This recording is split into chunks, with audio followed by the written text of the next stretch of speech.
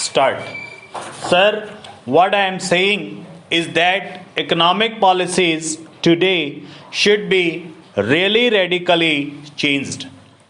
I was shocked and we were shocked by the advocacy in favor of monopoly capitalism. No wonder Mr. J.R.D. Tata and Mr. K.K. Birla and others are making statements acclaiming your economic policies. They are, on the one hand, applauding you, helping you in many ways, and on the other hand, they are also helping the counter revolutionary forces.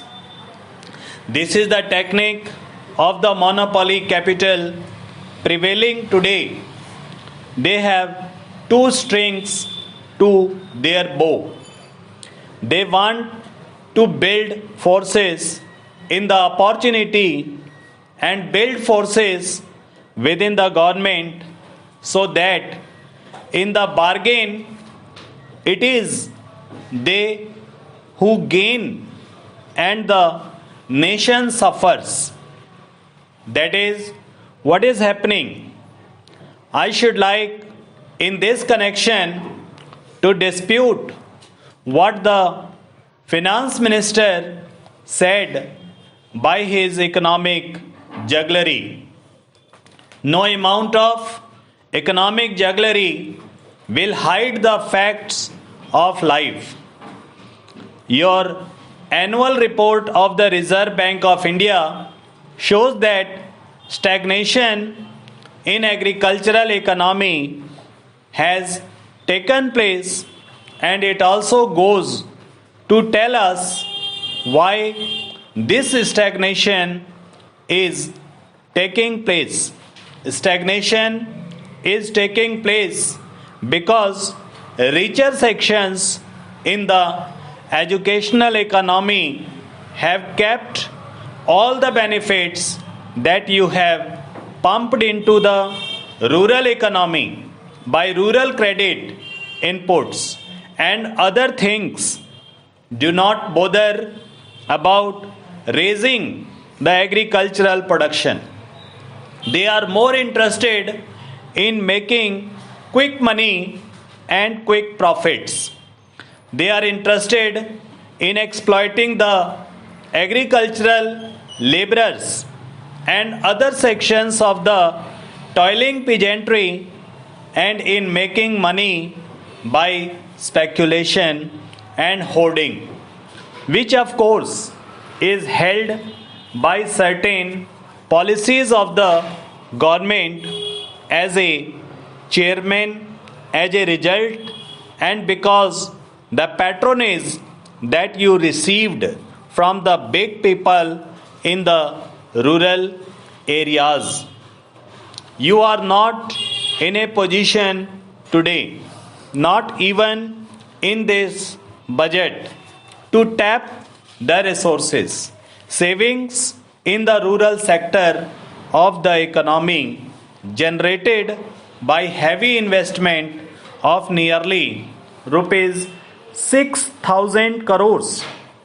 That is why you do not adopt measures for tapping resources through agricultural income tax, whereby you could easily get 1,000 crores of rupees.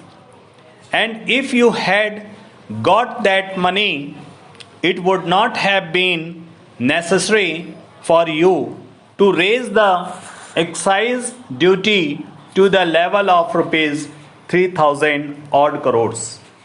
In the industrial sector, what do we see? It is the monopoly capital which is deliberately stopping production, which is compelling you, on the one hand, to give them concessions in the name of incentive production, and on the other hand, gaining extra super profit by raising the prices, creating artificial scarcities and starving the nation. That is what is happening. Therefore, the villain of the piece is the big money, whether it is divided in the agricultural economy or the industrial economy. Today, instead of taking measures against them, you are giving concessions to them in the name of production. We are all for production. This nation will not survive if by the toil of our countrymen we do not raise production. We, the communists, are a part of the working class and hence we attach importance to production. Production is the article of faith with the working class of our land and of all countries. They are not shying away from production. Who is responsible for retrenchment and closures? Who is responsible for deliberately cutting production? Who is responsible for reducing the production of coarse and medium cloth in order to produce superfine cloth which they could cater to the upper classes and the exports in order to gain extra profit?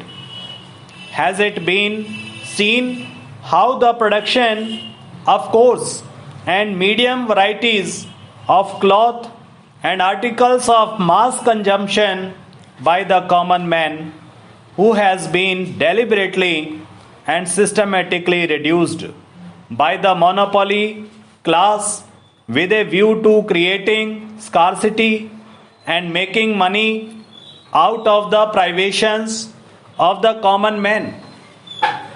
Here, sir, only today there has been a question where it has been said that the amount due to the Damodar Valley Corporation from the consumers of electricity supply, surely big people who take electricity from the Damodar Valley Corporation, a public sector undertaking, is rupees 100 lakhs from JK Aluminium and rupees 50 lakh from Tatas. There are the two monopoly concerns here. They are owing you money and you do not collect. It is they who are in arrears of income tax. Their gross income tax arrears come to rupees 800 crores, out of which effective arrears would come to about rupees 400 crores, out of which again the share of the monopoly houses in the matter of tax evasion is more than rupees 300 crores. What are you going to do? It is they who by under invoicing and over invoicing make money and deny you your foreign exchange resources. It is estimated by competent economists that these people are cheating you to the tune of rupees 1000 crores annually. It is a very massive amount. What action has the government taken to recover this enormous source of income?